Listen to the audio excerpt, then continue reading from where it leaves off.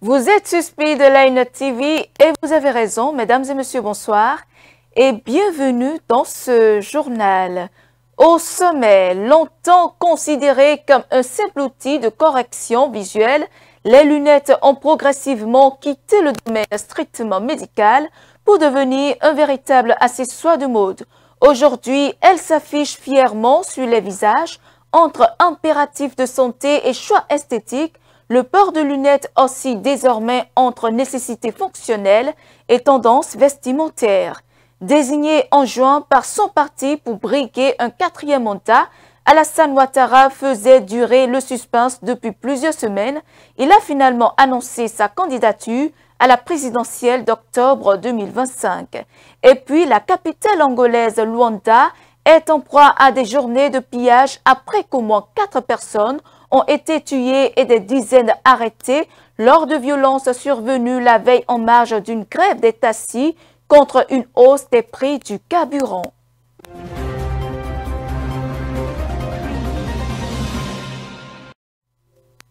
À nouveau bonsoir. Le port de lunettes a longtemps été perçu comme une contrainte imposée par des troubles de la vue. Pourtant, ce qui relevait autrefois d'un besoin médical s'est transformé en véritable phénomène de mode. Aujourd'hui, les lunettes ne se contentent plus de corriger la vision, elles affirment une identité, un style. Cette évolution soulève une question essentielle. Les lunettes sont-elles encore seulement une nécessité ou sont-elles devenues un accessoire comme un autre? La réponse dans cet élément. Le port de lunettes aujourd'hui est en train de devenir une tendance. Il est très difficile aujourd'hui de voir 10 jeunes, de passer sur 10 jeunes et de ne pas voir au moins 6 ou 7 qui en portent. Vous le constatez certainement, moi-même je porte des verres, mais chez moi c'est des verres médicaux, c'est des verres correcteurs, parce que à un moment donné, puisque je conduis beaucoup, je suis souvent en moto, à un moment donné j'ai souvent mal aux yeux à cause de la poussière, le vent, tout ça. Donc j'ai commencé par avoir la vue un peu floue et je me suis rapproché d'un opticien qui m'a prescrit ces verres-là. Mais avant, il faut aussi le dire, je portais des verres. Avant d'avoir des verres médicaux, je portais des verres. Je ne prenais pas le guidon de ma moto sans mettre des verres qui étaient beaucoup plus des verres fumés. Qui parle de l'œil, parle d'un truc très sensible. Et quand vous n'avez pas les yeux, je pense que vous savez déjà à quoi vous êtes appelé. Vous aurez de difficultés pour pouvoir fonctionner. Donc pour moi, ça doit nous mettre sur la base de prescription. Parce que d'abord, sur la base de prescription, il y a des verres qui sont adaptés suivant la difficulté que votre œil a pour pouvoir apprécier les images à une distance donnée. Donc lorsque vous ne vous adaptez pas à ce qui est prescrit et que vous prenez les verres ordinairement sur le terrain, ce qui revient à dire que vous ne ferez qu'empirer le mal si entre-temps il y avait un début de mal à votre niveau. Parce qu'à force de porter les lunettes juste pour rester dans la tendance ou juste à la mode, je pense beaucoup plus qu'on se crée de problèmes à soi-même, surtout beaucoup plus à ses yeux. On peut avoir des problèmes d'yeux à force de porter les lunettes juste pour la mode, ou on voit aujourd'hui des gens qui portent des lunettes juste, on se dit qu'il y a un peu de poussière, on va porter des lunettes, ou pour se faire un peu beau, ou pour changer un peu de style, on va porter des lunettes. Mais c'est pas bien, parce que pour porter les lunettes, ceux qui portent les lunettes, il y a certains parmi eux qui portent les lunettes sur prescription, et je crois beaucoup plus que c'est la meilleure formule à adopter. Vous savez, qui n'a pas envie de prendre soin de son image, qui n'a pas envie d'être élégant lorsqu'il fait une apparition en public. Je pense que c'est de bon ton de porter des verres, en tout cas de porter ce qui va vous faire plaisir. Mais le risque par contre, c'est de savoir choisir ses verres, parce que il y a le fait que ces verres-là parfois endommagent nos yeux. Ces verres-là rendent davantage malades nos yeux. Certes, il faut porter les verres pour la mode, il faut porter des verres pour paraître beaucoup plus beau, pour soigner son image. Mais il faut aussi penser à sa santé, à préserver sa santé. Donc je pense que ceux qui le portent, c'est bien, mais c'est toujours aussi bien De se rapprocher d'un opticien, d'un ophtalmologiste. Donc, arrivé à un moment donné, moi, j'ai constaté que sur une distance donnée, je n'arrive pas à bien voir les numéros. Donc, ça m'amène à écarquiller les yeux. À un moment donné, je me suis dit, bon, ça ne m'arrange pas parce que je suis conscient que je n'arrive pas à bien voir les trucs sur une bonne distance. Et quand on n'arrive pas à voir sur une bonne distance, il faut simplement aller voir le spécialiste approprié pour ce genre de choses. Ce qui m'a amené, moi, à aller en consultation chez un ophtalmologue qui est la personne indiquée. C'est de là maintenant qu'on m'a indiqué les verres qu'il faut. Donc, ça dit que ce que je porte comme verre, c'est des verres adaptés compte tenu du constat qui a été fait par l'ophtalmologue après examination.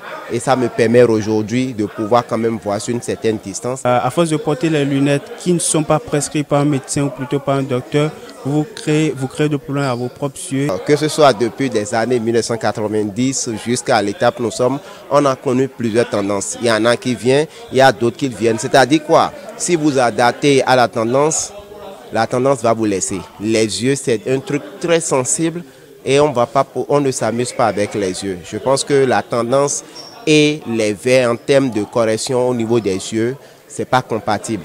Si quelqu'un se met sous la tendance pour prendre des verres, c'est vrai qu'il va faire son show pour l'instant, mais la tendance finira par le laisser, mais les yeux seront là. Et c'est lui seul qui va peut-être qui va récolter les pots cassés pour la suite. Autre information dans ce journal, l'avènement des smartphones a apporté des changements significatifs dans la manière dont les personnes interagissent et communiquent au quotidien. Le téléphone prend beaucoup de place dans notre vie de couple. Ce petit outil peut affecter la vie conjugale. Peut-on fouiller le téléphone de son ou sa partenaire? Quelques citoyens rencontrés dans la ville de Cotonou se sont prononcés sur la question. Suivons-les. Il y a un couple, c'est vraiment un couple là. Vraiment, je ne conçois pas pourquoi la femme ne peut pas fouiller le portable. Qu'est-ce que l'homme a caché à sa femme et qu'est-ce que la femme aussi a caché à son homme. Parce que quand on parle de couple là, le couple là, c'est que c'est jusqu'à la mort. Hein, l'autre aussi on doit être sincère dans un couple en fait quoi. La sincérité admet quand même que le mari fouille le portable de son mari et vice versa en fait quoi. Ça. Le téléphone d'un homme ne devrait pas être fouillé par sa femme parce que parfois la femme fouille le téléphone. Donnons un exemple, la femme fouille le téléphone, elle peut voir ce qu'elle ne souhaite pas. Donc pour ne pas être brisée, de préférable, la femme ne doit pas fouiller le téléphone de son mari. Et aussi pour la stabilité d'un foyer, ce n'est pas bien pour que la femme fouille le téléphone de son mari. La tromperie là, même si tu fouilles le téléphone là et tu imagines déjà et tu vois maintenant qu'elle t'a vraiment trompé, est-ce que c'est la même chose? Est-ce que tu vas encore ressentir la même chose? Est-ce que ça sera la même confiance? Autant ne pas voir et être simple. Là, tu sais que tu n'auras pas de soucis parce que là, tu n'as rien cherché à savoir. Au fait, comme on le dit, toutes les vérités ne sont pas bonnes à dire. Donc, les enquêtes aussi qui ne servent à rien, là, vaut mieux ne pas les faire. Les hommes ne sont pas fidèles. Est-ce que les hommes sont fidèles? Eux, ils demandent aux femmes d'être fidèles. Eux, ils ne sont pas fidèles. C'est bien vrai, la fidélité, c'est pour la femme et non pour l'homme. Mais c'est pas une raison que la femme va fouiller le portable de son mari ou de son partenaire. C'est pas bien. Vous comprenez un peu? Pour éviter tout problème, chacun n'a qu'à rester dans son coin. Chacun avec son téléphone. Vous comprenez? Chacun avec son téléphone. Tu ne fouilles pas pour moi, je ne vais pas fouiller pour toi. C'est très simple. Si c'est un couple, on n'a rien à se cacher. Même si tu penses que tu fais de travers et la femme arrive à peut-être découvrir, l'essentiel c'est que vous comprenez, c'est tout. Il n'y a jamais de couple, exemple, dans cette vie, il n'y a jamais de couple, exemple. L'essentiel c'est de se faire combien, d'être sincère en fait. Dans un tout autre registre, à prison, c'est désormais officiel. À 83 ans, le président ivoirien Alassane Ouattara briguera un 4e mandat à la tête de la République de Côte d'Ivoire. L'annonce a été faite ce mardi dans une allocution télévisée très attendue, mettant fin à des mois de spéculation au sein de la classe politique et de l'opinion publique. Suivons. Mes chers compatriotes, conformément à la Constitution de la Troisième République, l'élection présidentielle se tiendra le samedi 25 octobre 2025. Ce scrutin sera l'occasion de confirmer une fois de plus la force de nos institutions, et l'enracinement de notre démocratie.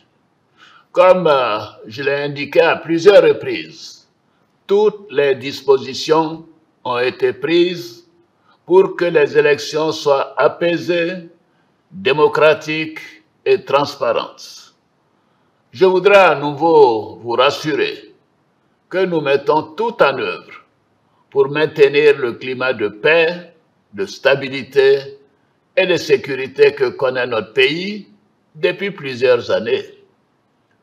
Mes chers compatriotes, depuis plusieurs mois, je reçois de nombreux appels de nos compatriotes concernant ma candidature à l'élection présidentielle. Comme vous le savez, en mars 2020, j'avais décidé de transférer le pouvoir à une jeune génération. Je l'ai dit parce que je crois en l'alternance et à la transmission générationnelle.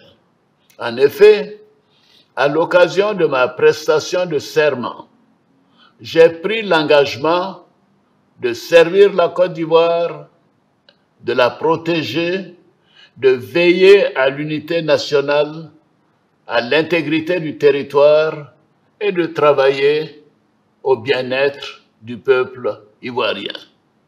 C'est pourquoi, après mûre réflexion et en toute conscience, je vous annonce aujourd'hui que j'ai décidé d'être candidat à l'élection présidentielle du 25 octobre 2025.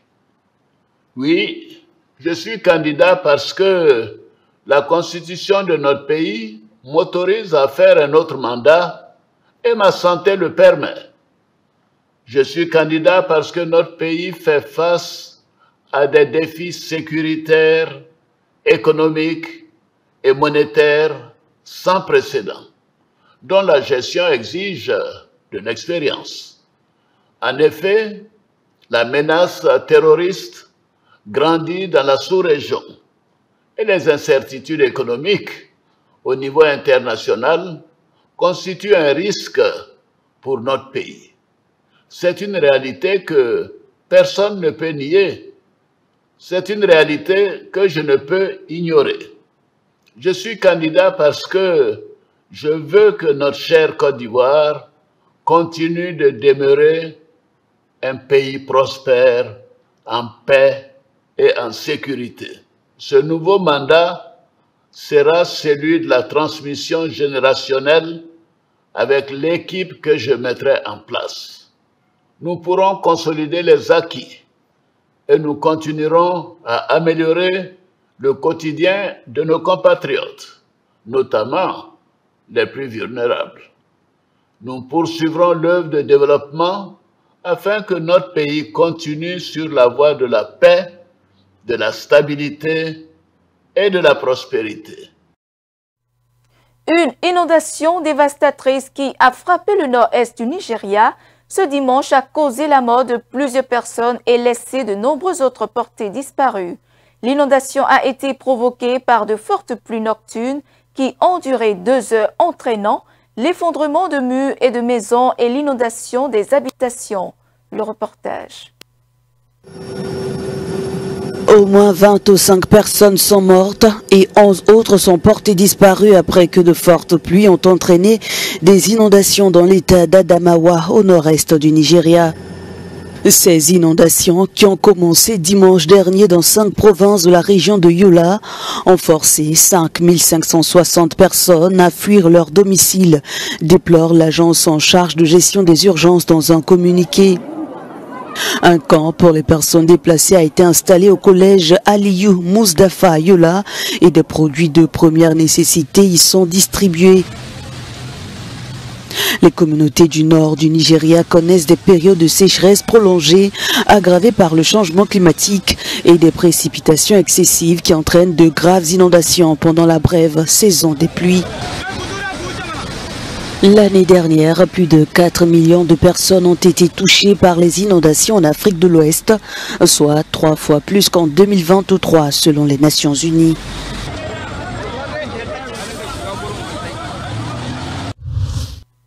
L'Angola est l'un des plus grands producteurs de pétrole d'Afrique, mais le pays ne dispose pas suffisamment de raffineries pour répondre à la demande intérieure et importe donc du diesel et de l'essence à des prix élevés. 4 personnes ont été tuées et des centaines d'autres arrêtées à la suite des manifestations qui se sont déroulées ce lundi pour protester contre la hausse du prix des carburants et qui ont dégénéré en violence. Suivons. En Angola, les manifestations contre la hausse des prix du carburant ont fait 4 morts selon la police à Luanda. Des violences ont émaillé la grève entamée lundi par les chauffeurs de taxi. Mardi, la capitale est restée ville morte. Nous avons des problèmes avec les taxis. Il n'y a pas de clients à qui vendre et tous les magasins sont fermés. La police rapporte quelques actes de vandalisme et de pillage de magasins, des véhicules endommagés et des routes bloquées.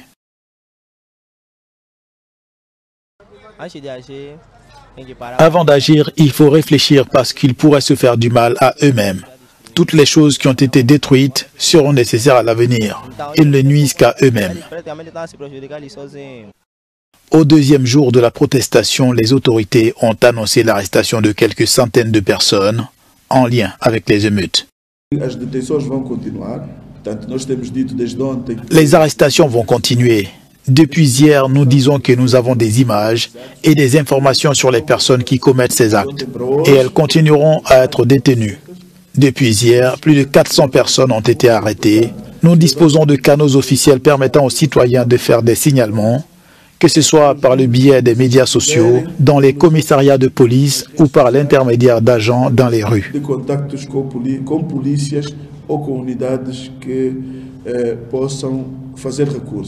Début juillet, plus de 30% d'augmentation sur le prix du diesel a fait exploser le tarif du transport en minibus taxi utilisé par de nombreux Angolais. Le pape Léon XIV a été accueilli comme une célébrité lors du festival des influenceurs catholiques organisé par le Vatican. Il a encouragé les prêtres religieuses et fidèles qui utilisent les réseaux sociaux pour diffuser et enseigner la foi à veiller à ce que l'expansion des écosystèmes numériques et de l'intelligence artificielle n'affecte pas les relations humaines. Le reportage. Un accueil de rockstar pour le pape Léon XIV mardi lors du festival des influenceurs catholiques organisé par le Vatican. Il s'agit de prêtres et simples fidèles qui utilisent leur présence sur les médias sociaux pour prêcher et enseigner la foi. La bonne parole dans un écosystème numérique et d'intelligence artificielle, encouragé par le souverain pontife. Il y a un deuxième défi dans cette mission, toujours chercher la chair souffrante du Christ. Aujourd'hui, nous nous trouvons dans une nouvelle culture profondément caractérisée et formée par la technologie. Il nous appartient, il appartient à chacun d'entre vous de veiller à ce que cette culture reste humaine. Mais rien de ce que vient de l'homme et de sa créativité ne doit être utilisé pour porter atteinte à la dignité d'autrui. Votre mission est d'entretenir une culture de l'humanisme chrétien. Nous avons le devoir de travailler ensemble pour développer un mode de pensée. Il ne s'agit pas seulement de produire du contenu, mais de créer une rencontre de cœur. Le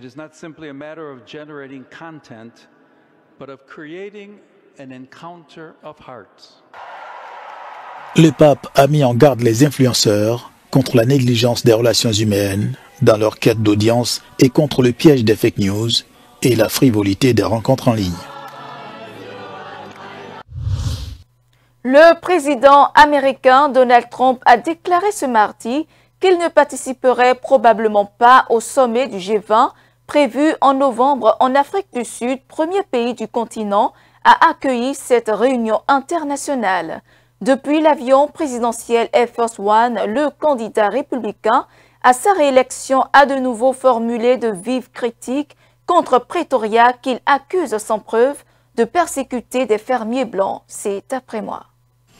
La participation de Donald Trump au sommet du G20 en Afrique du Sud n'est pas encore confirmée. Interrogé mardi, il a laissé entendre qu'il enverrait peut-être un représentant en raison des problèmes avec ce pays.